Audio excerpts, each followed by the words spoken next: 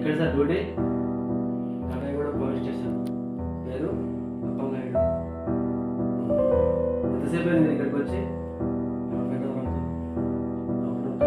45 minutes. అదే sir 1 hour దాటింది.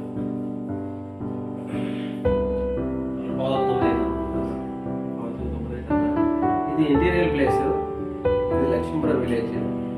ఇక్కడ వచ్చేసి పోలీస్ స్టేషన్ దగ్గర నుంచి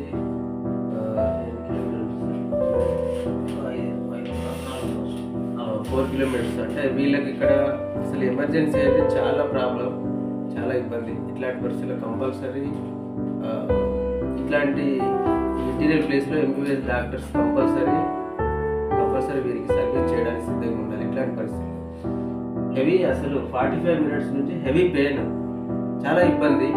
ఎట్లా ఉంది సార్ మీరు చెప్పండి?